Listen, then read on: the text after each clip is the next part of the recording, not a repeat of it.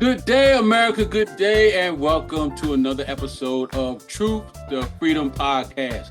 Real talk for real people. This is the conversations that we try to have, that we try to encourage America to have. Stop with the fluff. Let's sit down and have real conversations about real issues and real solutions to these issues. So I'm excited today. Again, my name is James Parker. The other half of Truth to Freedom podcast member, Mr. Quentin Williams, could not make it tonight. He had babysitting duties, and so he couldn't make it tonight. But he did want me to give you his condolences and said he couldn't make it and that, he wishes everybody well. So anyway, moving on. Tonight, America, we are talking about education again. So this time, as I've said in the past podcasts, it's always good to go to the source. We go to the source and get the truth about what's going on and not listen to all the rhetoric that the news media outlets and things and that put together. So I'm excited because I think, now this is just my opinion, America, don't get upset, but I think I got two of the best educators here in North Carolina on our podcast. So I'm excited. So let me start to introduce our first guest is a principal out at Yates Elementary. Her name is Dr. Vonda Martin-Jenkins. Good evening, Ms. Jenkins. Good evening. And the other extraordinary educator that we have, the wonderful and talented Miss Tiki Wrighton, and she is at the, how do you say your school? Preeminent. Preeminent Charter School, and she is the Dean of Special Education and Intervention. How you doing today, Miss Tiki? I'm doing well. Good evening. Good evening to y'all. So I'm excited because both of y'all have been in education for a long time, and y'all have seen the ups and downs, and y'all have seen how education here in our area has gone from one extreme to the other. So we're just gonna have a short conversation on what's going on, what do you see are the concerns, and what can we do as the public to help make things better in education. So let's start with you, Dr. Jenkins. Tell us a little bit about yourself, how long you've been in education, and where you're currently at now, and how's things at your school. All right. Well, thank you, Mr. Parker, for extending this invitation. We're excited to be on the Truth to Freedom podcast. I love that introduction, just getting straight to the source and talking about real issues. So again, thank you for the invitation. So absolutely, I have been in education almost 30 years. I'm entering year 29. I've always wanted to be a teacher, always, of course, wanted to do what I could to make a difference. And so right out of college, I got an early contract and I've been working in Wake County Public Schools ever since. It wasn't until I left the classroom, after 7 years of teaching, I had a really unique opportunity to go to the rural parts of North Carolina and see what education was like on the other side of the state, where lots of students were underperforming, under-resourced, underserved. And that's when I started looking at the equity issues that, take place in our state.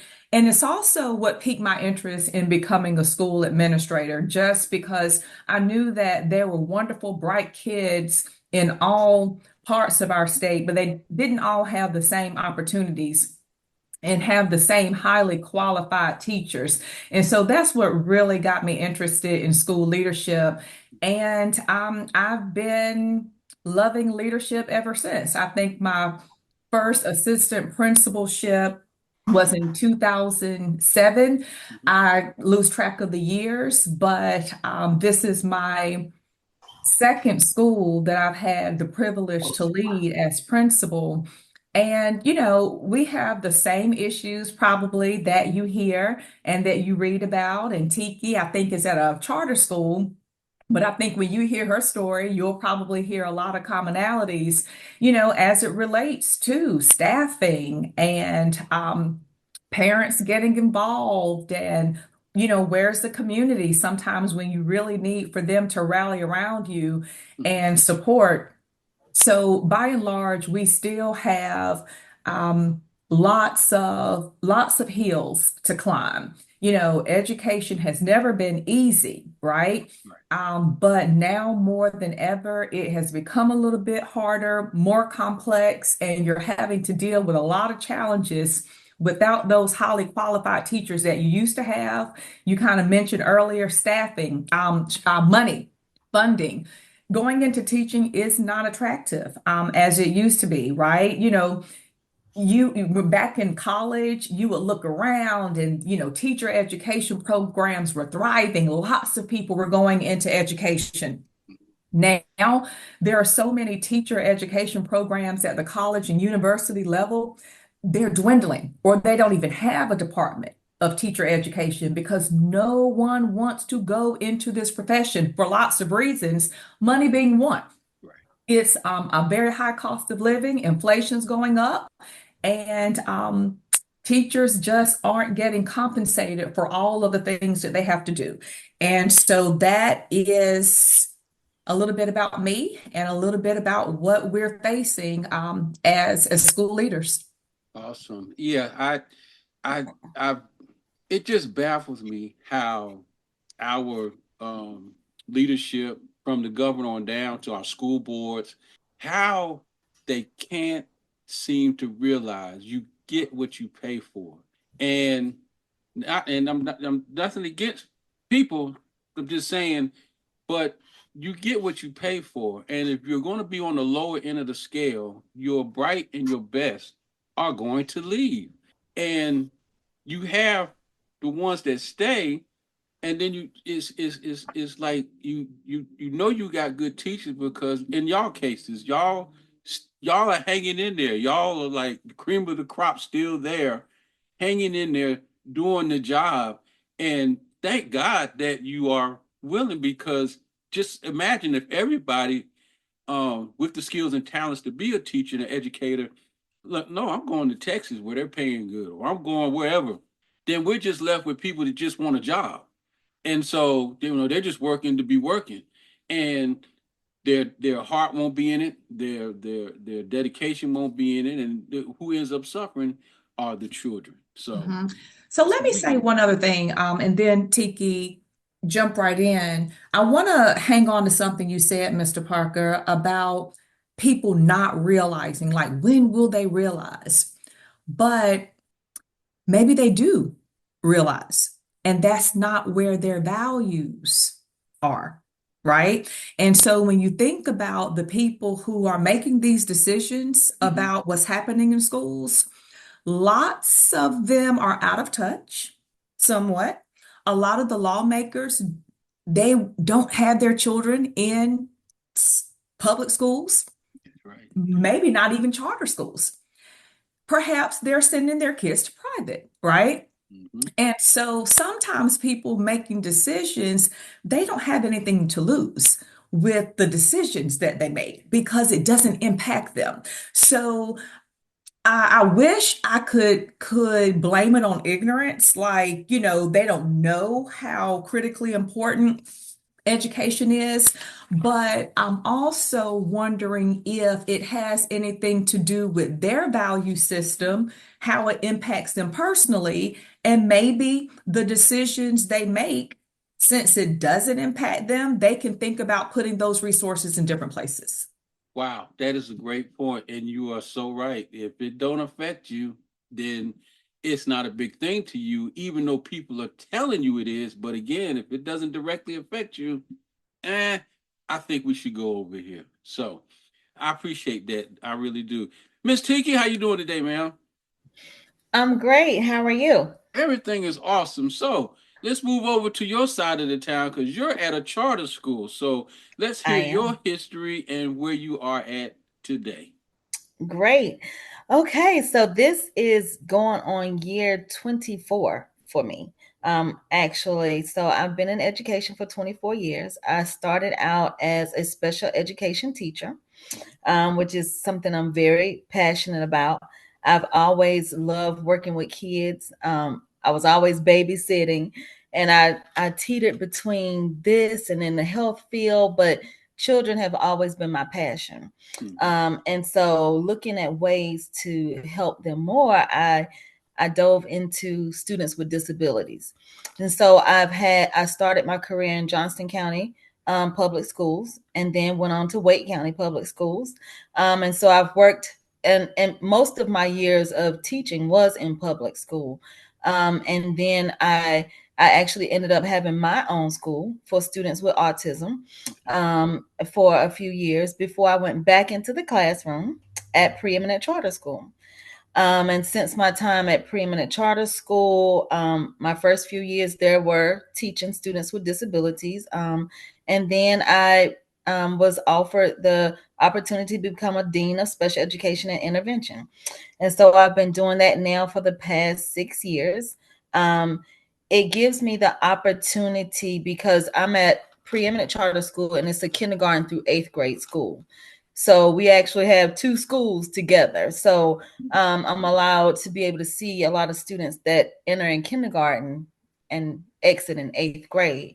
But just with being at a charter school, I've just it's different. It's different from working in a public school, but as Dr. Jenkins said, we do have a lot of commonalities. We're still struggling with some of the same issues as far as staffing. That's a big issue. As far as compensation, that plays a very big part. And then being at a charter school, one of the things that we also find is that because it's a school of choice, parents choose to whether or not they want to bring their children there. And a lot of times we find, well, I've found in my experiences, a lot of times we get students who have had a lot of issues in public school.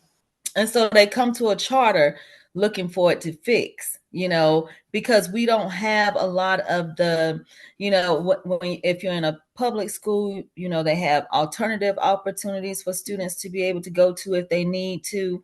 Whereas if you're in a charter, we don't always have that accessibility. And so we deal a lot with discipline and parenting, just because of the population of students that we have. We have a good array of students. But we are in a part of Southeast Raleigh where we have a lot of needs. And so those are some of our struggles. Now, let me stay with you for a minute, Miss Tiki, because with a charter school, um, educate me because I'm not hip to. I know they pull money from different funds to do this. So, just actually, how's your charter school funded? Is it part of the budget? Is it funded from the federal government? Just exactly how is it funded? And are y'all on the lottery system, or do the parents apply, or how do they even get into the charter school? Right, right. So we it is a lottery. So we hold a lottery once a year. Our enrollment is the highest that it's been is about 720 students. It's based off a lottery.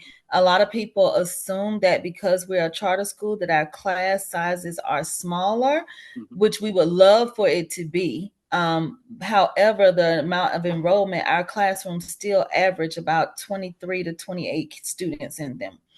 And so that I would say that that's one myth that a lot of people think about charter schools, is that you're going to have a smaller setting.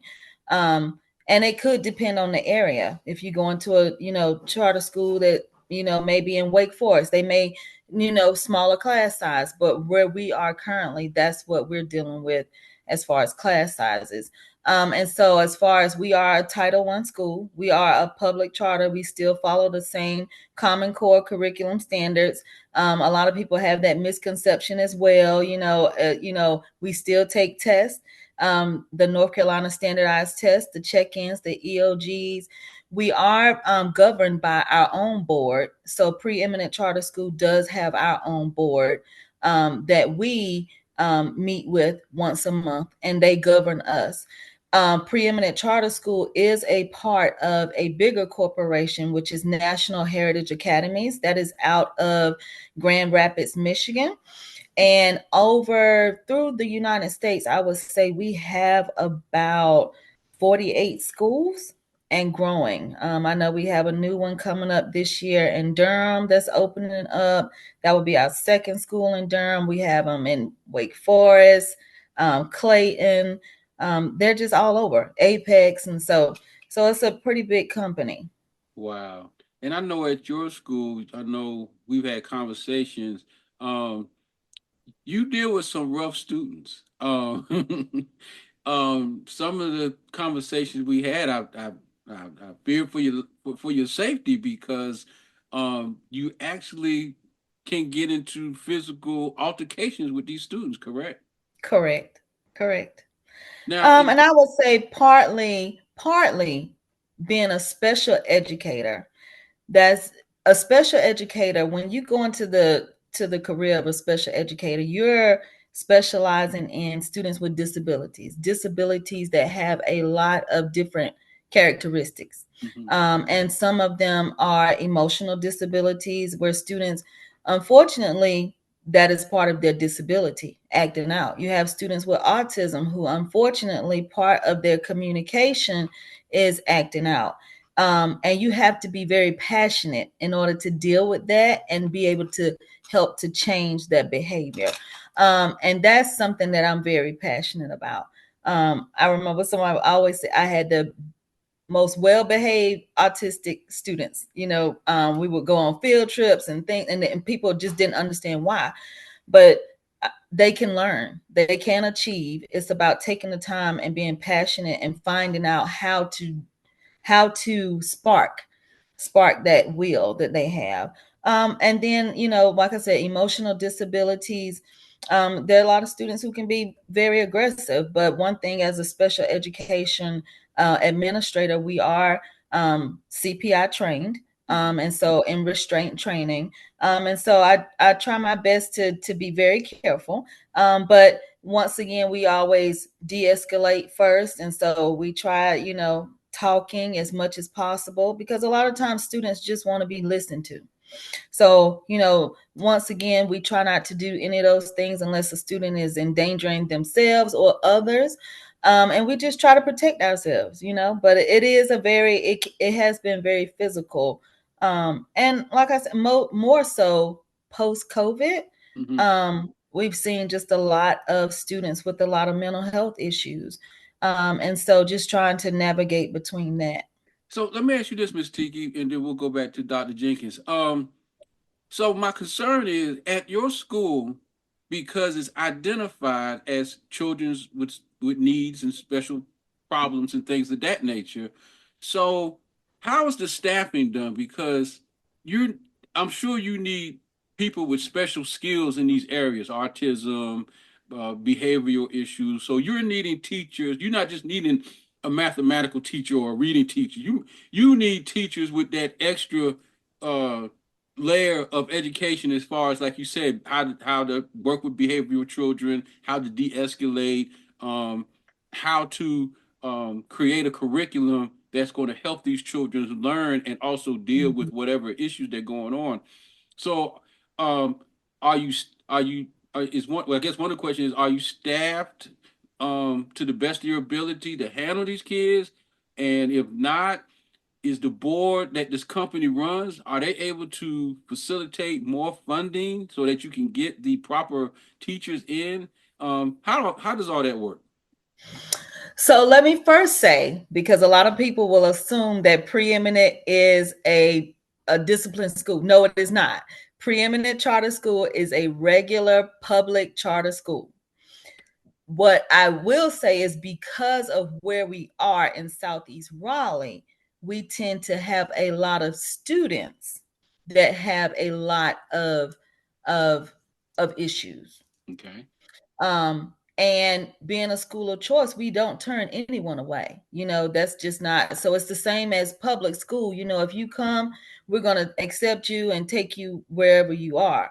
But as far as when it comes to staffing, like for me, my special education department out of our school, out of my charter schools, I have one of the largest, meaning that out of those 670 or 720 students, 130 of them are students with IEPs, which are students with disabilities, which is a very high number when you look at that ratio. Hmm. And so I'm staffed for 8 teachers.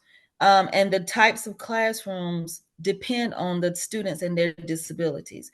One thing, and Dr. Jenkins will be able to say, I know Wake County doesn't do, well, it's certain schools who have self-contained classrooms, for us, if a student requires that type of setting, we offer it, um, and they don't, so we offer it there at the school. They're able to receive those services right there.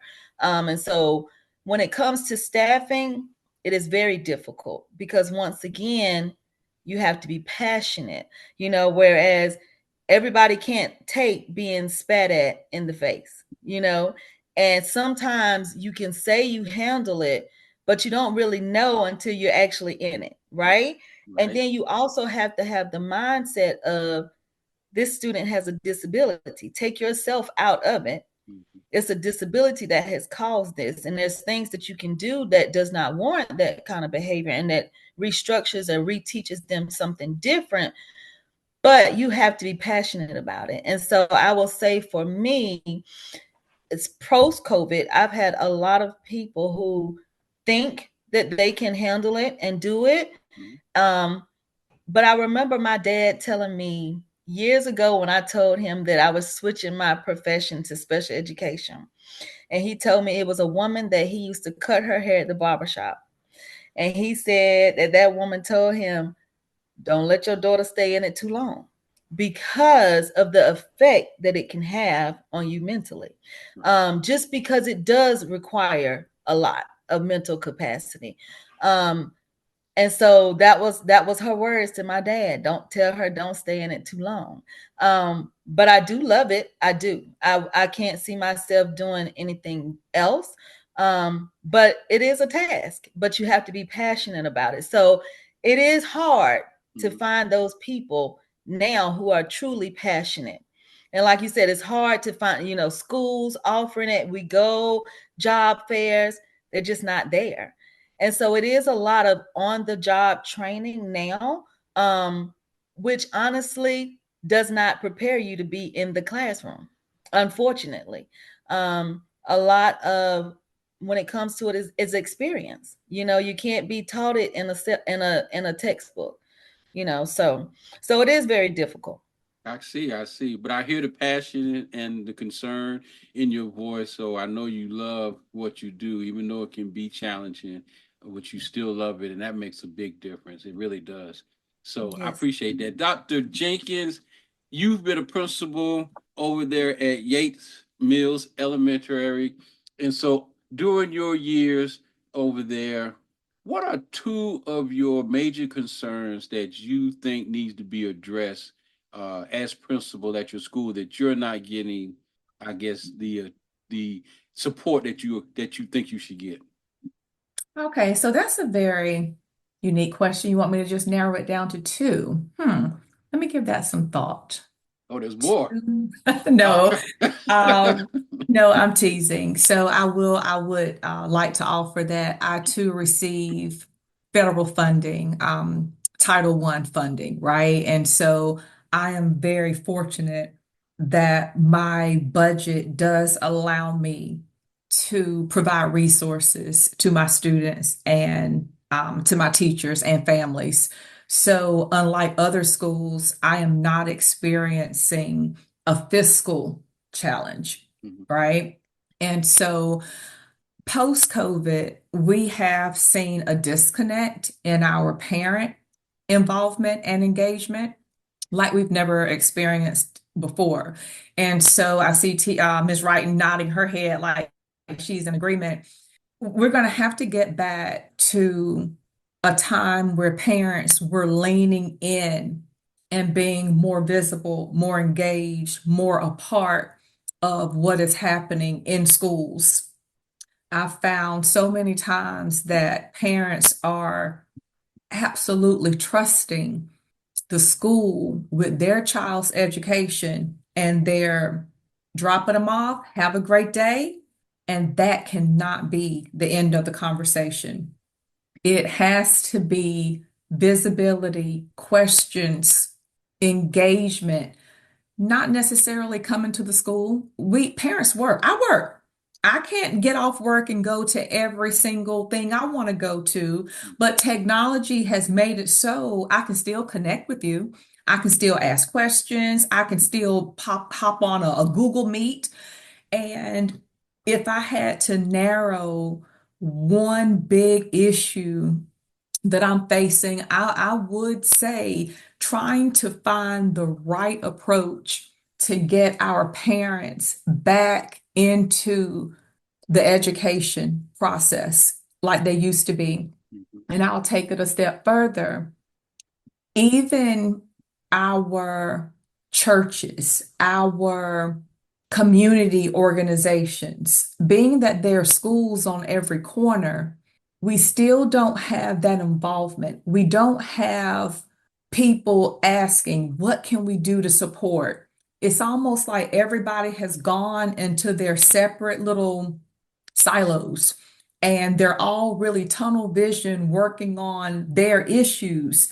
So it's this sense of community that is lacking, in my opinion. And we spend countless hours brainstorming, trying different approaches.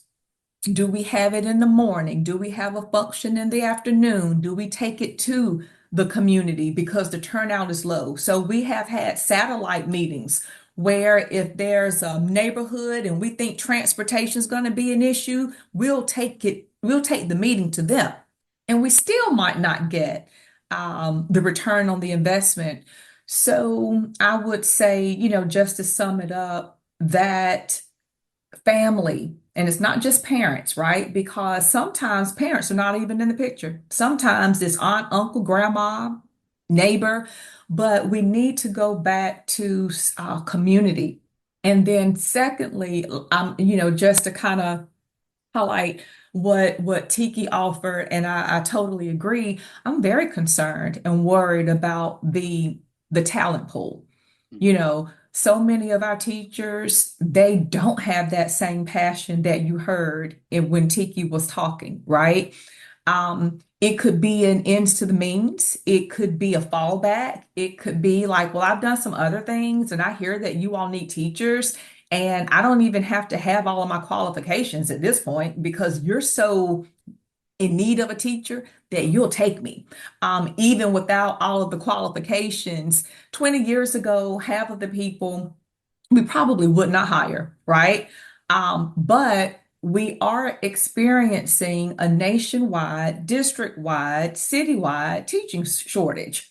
And if you don't think that is going to impact the outcomes of student achievement, when you take people who don't really have the passion, they didn't really choose this, they kind of stumbled in it, then they don't have that same teacher preparation, years of coursework and how to plan a lesson and how to engage students and how to build background and how to teach in a variety of ways and make learning relevant and make it exciting.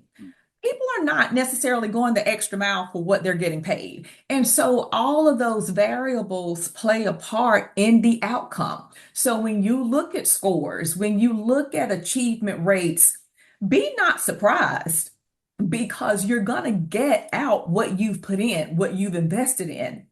And the people that you are trying to shape.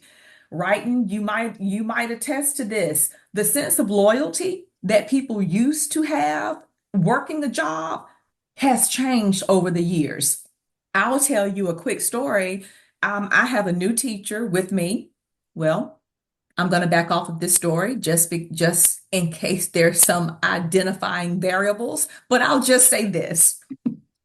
There are people who will join you and stay for 5, 6 weeks, and another opportunity will present itself and they will leave, right? Yeah. And so there was a time teachers they would not fathom packing up their belongings and leaving their students.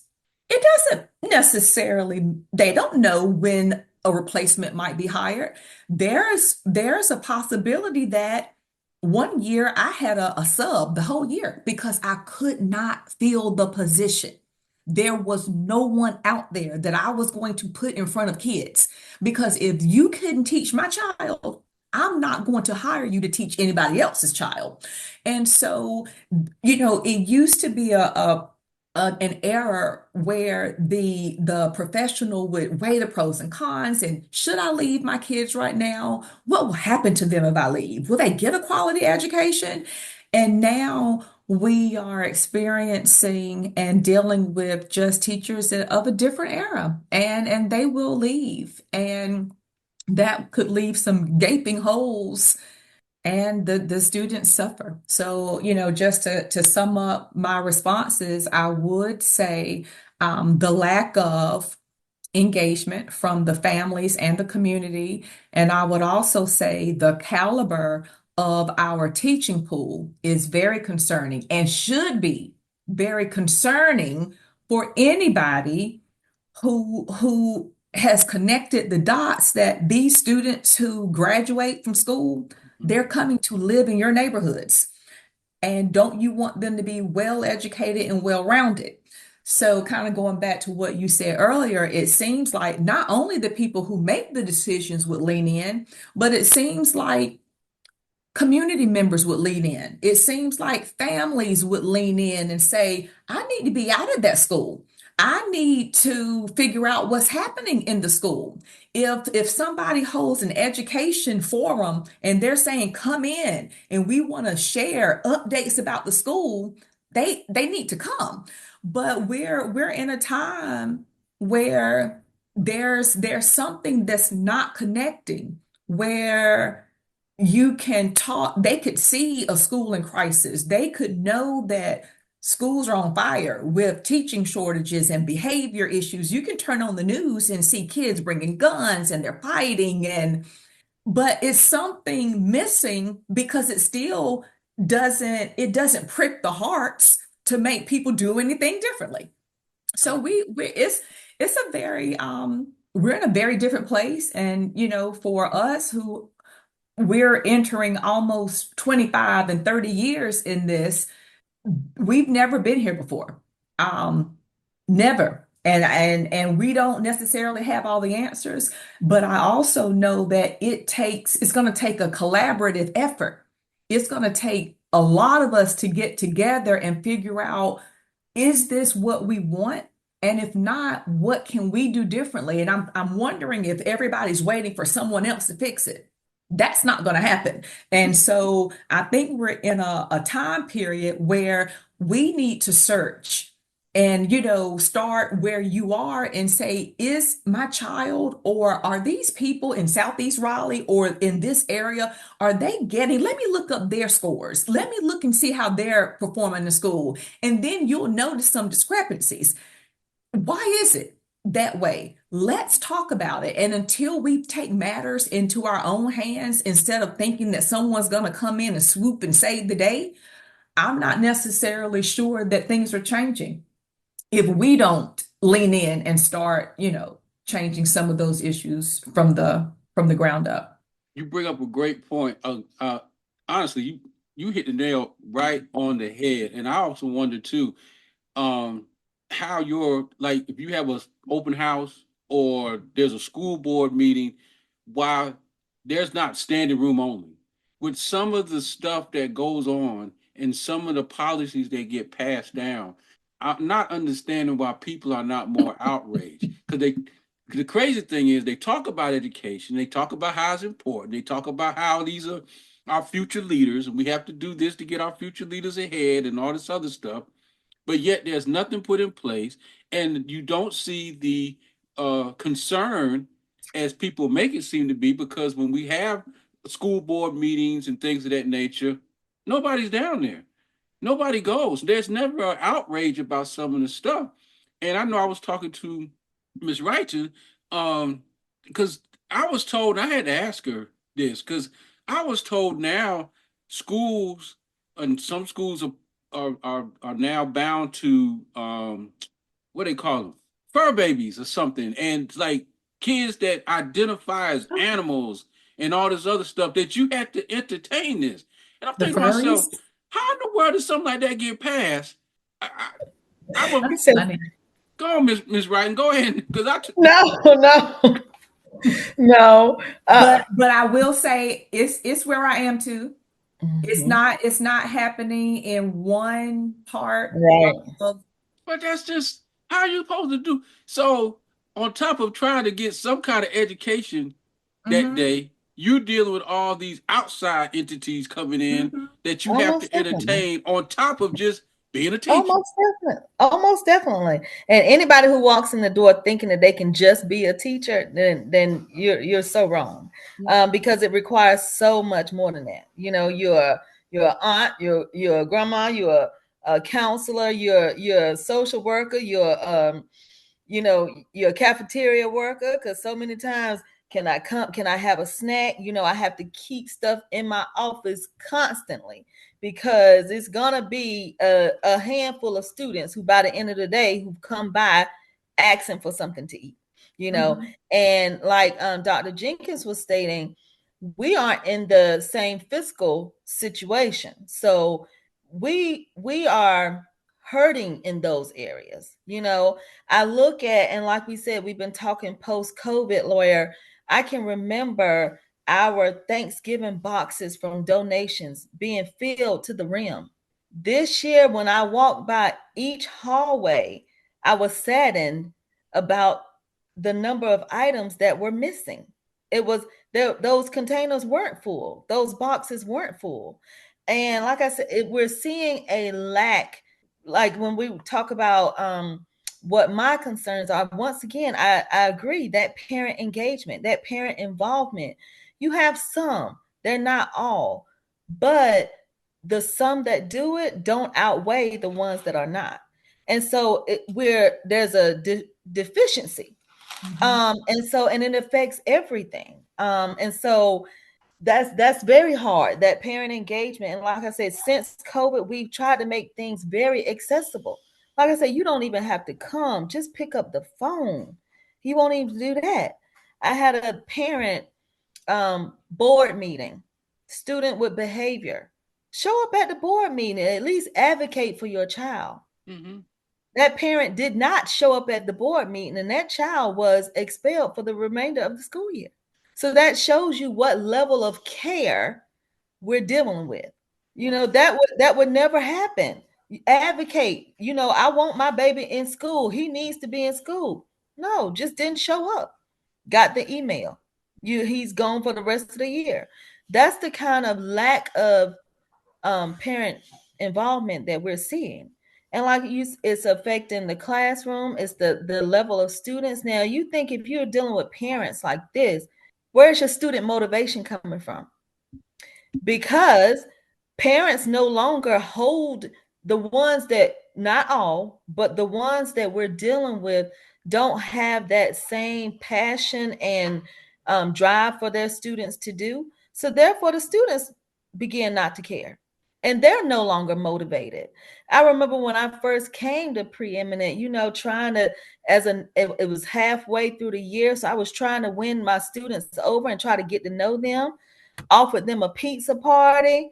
They looked right at me and said, "My mama can buy me some pizza. You can keep that." Oh, whoa. So then I knew it was going to have to be something else. It was going to have to be something else that needed to be done to reach these students. So then I dove into building and fostering relationships. I'm not just Dean Wrighton.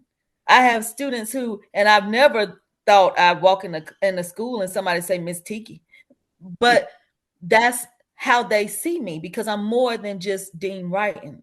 So it's Miss Tiki, I need this. Aunt Tiki, I need that. Because my parents aren't here. And so then it came to a point where I had a student to say, "I'm gonna take this EOG just for you, nobody else. I'm gonna do it because you asked me to." Right. And if that's what it took for her to take that test, so be it. Please, babe, do it for me. Do it for me. Because there was no other outside motivational factor that was important to her. hmm And so we have to get back into our parents being more involved and caring about their child's education. You look at it now, you ask students nowadays, what do you want to be when you grow up? It's baffling. It's baffling. When we were in school, oh, physical therapist. I want to be a doctor. I want to be. You don't hear that anymore. And that's very disheartening. Wow. Very disheartening. Well, what do you want to do? Like working at, and it's nothing wrong with working at McDonald's, but the standard is not there anymore. Well, everybody wants to be a social media star now, so I guess they think that's the path that everybody takes. I can And be I a would YouTube star. agree. And I will just like to point out that as you're talking, Miss Wrighton, you are describing some of the very same issues that I'm having. I'm 5 minutes away from Cary, right? In a different neighborhood, different demographics, but it just underscores that some of these issues that are plaguing education, they're universal, right? So that you might have a different degree, or I might have a different degree, right? I might be dealing with entitlement. I might be dealing with class issues, right? But the thing is, education is in trouble, right? Regardless, charter school, public school, with maybe a more elevated budget, good leadership in place, very good teachers in both of our schools. But that's not all it takes to improve education, not in our city, not in our state. It's going to take lots of essential partners at the table. And it also needs a common vision. What is it that we really want to see happen? And I think that kind of goes back to let's call it like it is, right? Some people do not value what's happening in schools. And I'll give you an example. If a parent can say, well, my child can read already, and I have private tutors, so I'm really just sending them to school for social reasons, right? That's not the same as somebody who's really depending on the teachers teaching their child. That child knows the curriculum already. They're traveling, they're being exposed to different things. They're only coming to school. I chose you because I love your diversity, right? And I want my kids to be in a school with lots of different people and just to socialize. So we might have some competing values, and over the years, even my definition of a good education has shifted because it should not just be about learning facts to get into a college, right? Or to get good grades. I view education a little differently the older I've gotten. I want them to go to school to have to grapple with some subject matter causing them to think critically. I can go to kids nowadays they can fly through school. They have the internet. If they have a quick wit, and some of our kids through all this technology, they can retain information just as fast. They've had to learn video game codes. They've had to learn all of these different abbreviations, and so they can quickly recall. It doesn't require any thinking to have a fill in the blank test, or multiple choice, define this. Oh, I remember that. That does not measure true learning. Can you take what you've learned? Can you apply it differently? Can you explain it? Can you connect it? But to leave school and never learn how to problem solve and critically think. So it's just so complex. It's so complex, but I'm still hopeful. I'm still optimistic that we'll figure it out. If not, we'll wish we Right. had. And you know what, Dr. Jenkins, just like you were saying, and people don't realize without those critical skills, once again, these are your these are the people who are going to be your neighbors. These Right. are the generation who's coming before us. We see kids, right now, even when it comes to paying bills, taking care, life things, critically thinking. What am I going to do in this situation? They don't get those skills. And so then it affects them in adulthood, Yeah, right? And absolutely. the cycle continues. Oh, it affects them all right. I knew we were in trouble. Me and Melissa, my wife, was at Target. No, what's the other one? Kohl's. And we get to the counter to check out, and the ticket came up to 22.25. So she gave the lady the 30 and a quarter. And she looked at my wife like, why'd you give me this quarter? See? And I was like, do you not understand? Now you just give the dollars back. That was the 22.25. Could not get that to the point. Melissa was like, yo, give me this. Here. Now go ahead. Because she had to Right. do it on that computer and Yeah. let that computer tell her what to give back in change, because she could Yeah. not figure out why that she gave her the 25 cent with the. I And feel like then not to even mention, you probably messed up her anxiety because she, that mental health, That with put her on kids the spot. nowadays, you then messed up her anxiety. And she Yeah. probably, couldn't breathe after you all left And because they might, just can't handle anything anymore. I They was gonna can't. say she might have to take off for the rest of the night. She probably did. I mean, because they can't work. They can't handle it. That stressed me out too much. It Yeah. stressed me out too much. you're probably right, and it was just sad. But then I tell you another situation. This was the Chick-fil-A on Glenwood Avenue. Um, their actual computer system went down that particular morning. I go in there for breakfast, and they're handing out food. Okay, I said, well, how much? I mean, the manager said, just go ahead and take, because the computers are not up, and frankly, they can't count. So just take the food, because we'll be here all day trying to count change, whatever. I was like, that is so sad. So we just took a loss this morning, of who knows how many hundreds and hundreds of dollars, because y'all people can't count money, and you didn't want to. This is where we're at. This is crazy. But You better believe it. to tie things up, and again, thank you all for joining me today. Let me run this scenario, because then I want to ask y'all two last questions. Back when we was in school, we had um we had nursing programs, we had trade classes. They taught home ec. They taught you how to sew. I mean, they taught all these basic, like you said, all these basic life skills on top of education. Um, and I remember the year the year I hit high school and graduated, they actually had a program for nurses that you could take these classes, and in the summertime you would go to the community college and intern and all this. When you graduated, I think you only had to go 2 years in college and you had your associate's degree or something, or you was already certified, but it was like you can go to work. I mean, this was like keeping the job force filled with skilled labor, because these people were actually doing the work all through high school. Then when they got out of high school, they was already trained to do what they needed to do.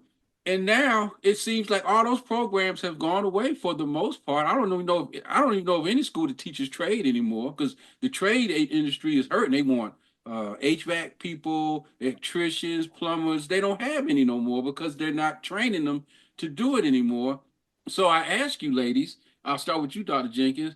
Um, if we don't fix this, where do we end up at? If we don't fix this, as if something's going to collapse. I mean, at some point, we're just going to be putting out people, into the streets to do whatever. So if we don't fix this, if we don't come to some kind of common ground, if we don't get these parents to realize that you need to get involved, the communities need to get involved. We need to go back to where when I walk down the street and Miss Jenkins sees me and she see me doing something, she beats my butt. She calls home, tells my mother. When I get home, my mother beats my butt because I was doing something. If we don't get back to that community, where are we going to end up at? What's going to happen, Dr. Jenkins? Well, Parker, I think that we know the answer to that question. Mhm. It's not going to end well with where these children grow up to one day be adults. Okay. I think, and going back to what you said about the trade schools, I will say there are programs, there are very few and far between. You will have to search high and low, but you would be surprised. I can think of one high school right off the top of my head that is still it's a public school right here in Raleigh that you can still graduate with cosmetology, auto mechanics, but it's not as common. Like you're talking about a time where that was widespread, like that was everywhere. It's not there. I can say this too. If there's not a lot of demand for such programs, like you kind of alluded to, and Ms. Wrighton, you talked to, where's the advocacy? Where are the people showing up and saying, my students or certain students, they don't all want to go to a 4 year. They want XYZ. We want more of these types of programs. Squeaky wheel. But we have to lean in and go down like other people signing up for public comment and standing before the mic, talking every single board meeting. And guess what? Things are happening, right? So going back to, what should we do or how might we look at this differently, asking passionately for what it is you want. But you would have to be an engaged partner in order for that to happen. And then I would say, who is we? How are we going to, what do we establish the we? Define who's we? The people who don't even have kids in the public schools anymore? Or the people who are sending their kids to school every day? And the answer is it's all of us. Mm. And and we have to figure out who's in our community now. Do we have a community who's still passionate from your business to your school to my neighborhood to my church? It might not all be under one roof. It might Mhm. need to be a convening of lots of different people, right? So it follow the money. A lot of people now are moving those dollars into private schools. Should we start thinking about those who are really passionate about, the advancement of our students so that they do have a really high quality education? Should we think about starting something, right? Because you can control something that you own. Sometimes you can talk all day long, but you won't beat that institution. So if we're not pleased with what's happening in all 120, 90 schools or whatever, be concerned about the one that you create. So, again, it's time for some different innovative approaches because this is not the first year education has been in crisis. Education has been in crisis for as long as we've gotten into it, right? And so the question is, so what are we willing to do about it? And it all starts with moving from talking about the problem to, so how do we act upon it, to make some change? An action plan. You are exactly right. Sister Tiki, what do you have to add to that? Wow. It is, as I sit here and I just try to think about it, that's a hard thing because um it's different types of parents now. And they don't want you to say anything to their child. So that returning is not an option. It's just really not an option. And I think that now, like Dr. Jenkins said, we have to find more new innovative ways to be able to reach them because there's so many socioeconomic and factors that we're dealing with, and it's the world. Unfortunately, it's the world that we're living in. It's the world that we're living in. So when I the only way I can fathom it is to continue doing what I can and where I am. And because I it's a lot. I just can't, like it's gonna take a lot. And but to get people back on board in that way, it's hard because the motivation, we're struggling with motivation. So how do you motivate those? Like I said, I can't, once you leave me, I'm not in control. Right? We can offer you so many incentives. We can say, hey, you get to wear jeans. Hey, you get to, we gonna have a food truck outside. Parents come bring them. We're gonna feed you dinner and give you this information. We've thrown away food, So what is it gonna take? What is it gonna take? That is the question. Yeah. Well, like Dr. Jenkins was saying, this I do believe, and I know if you can chime on this, if she would like to talk about it.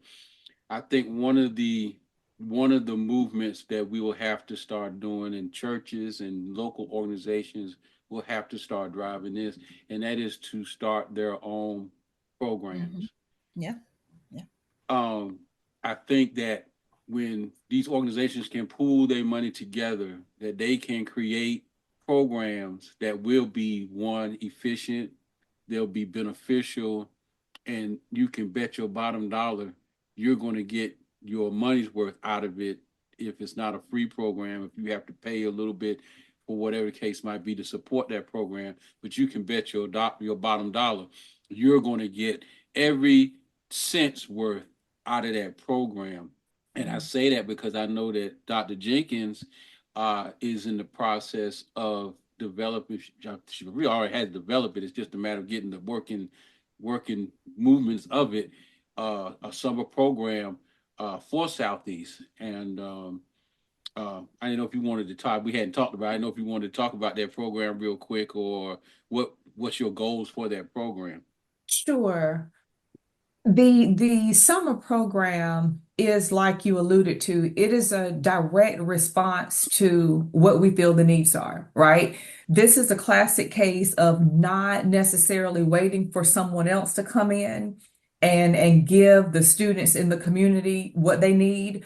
We being a pillar in the community, we took a look around and we have put together a very solid structure where, going back to what you talked about, those life skills, Ms. Wrighton, those trade school types of, initiatives where we would have the auto mechanic come over and teach the kids how to change their oil, and we would have the health and beauty come over and talk about how to just take good care of our health. Absolutely.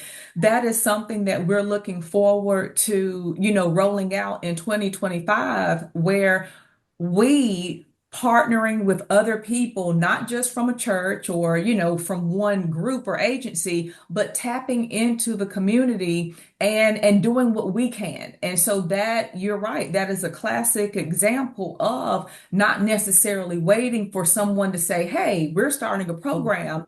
This is some of this is if we want it done to better enhance the lives of the students in our community, then we're going to have to put our money right where our mouths are, and we're going to have to roll up our sleeves and do some of the work. So we're excited about, reaching out and finding space and resources and connecting with community partners to help this come into fruition for 2025. Awesome. All right, America, you heard it. It's a great program. If you want to invest, all you got to do is reach out. If you look into the description, you'll see the Truth to Podcast email. So you can email your information and I'll forward it over to Dr. Jenkins, and then y'all can connect so that you can support a great program that's going to help our children grow, learn, and be prosperous society members. Is what we all want. We don't want people walking around. I don't think that nobody realized that the homeless population, a chunk of that is young folks.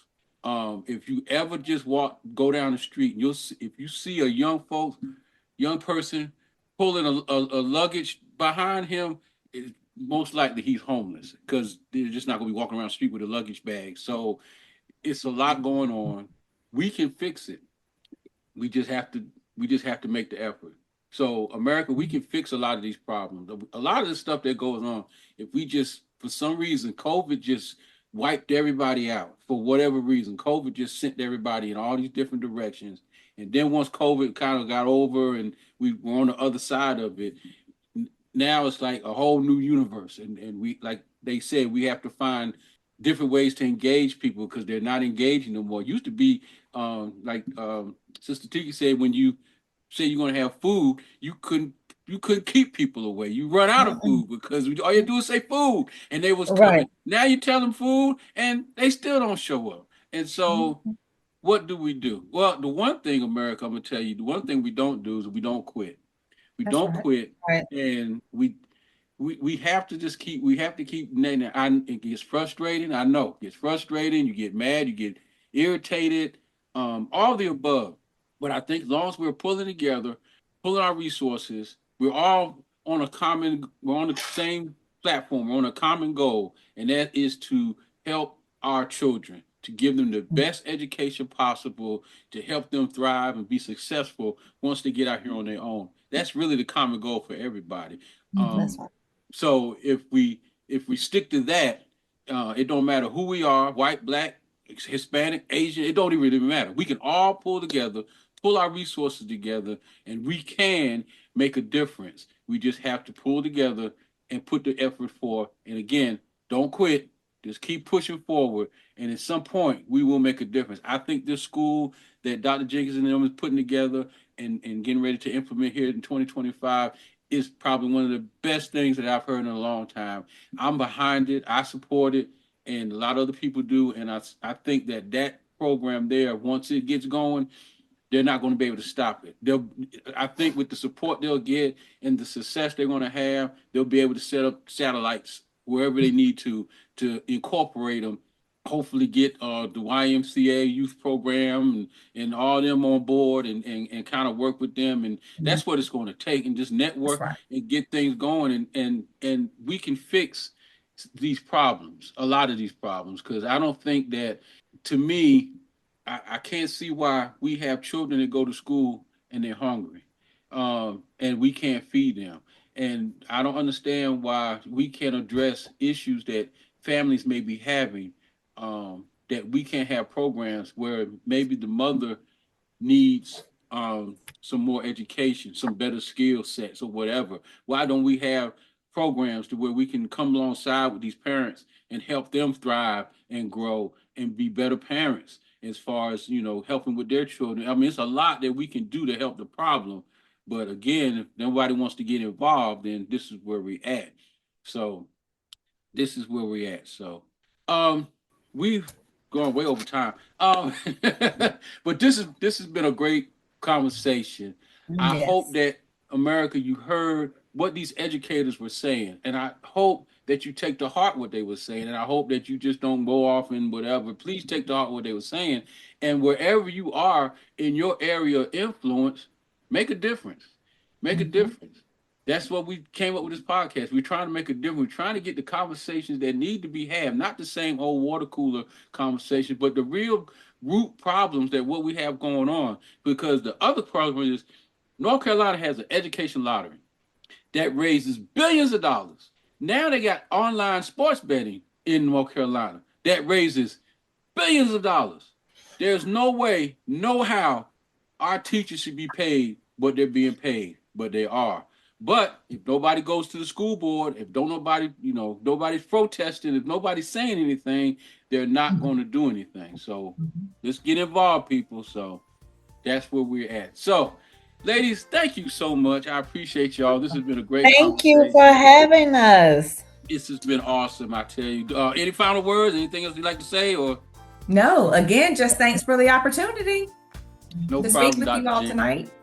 Yes, ma'am. I appreciate y'all. So, America, again, this is Brother Parker here at you with the Truth to Freedom podcast, real talk for real people. We appreciate you joining. Again, in the description, you'll see some links. Our email address is in that link. You can email us if you need more information with Dr. Jenkins and her summer program. Just email me. I'll make sure she'll get the information. If you want to know how to help, contact, whatever, email me. I'll make sure they get the information. So, once again, America, you know what you need to do. Real talk for real people. And until the next time, as always, God bless.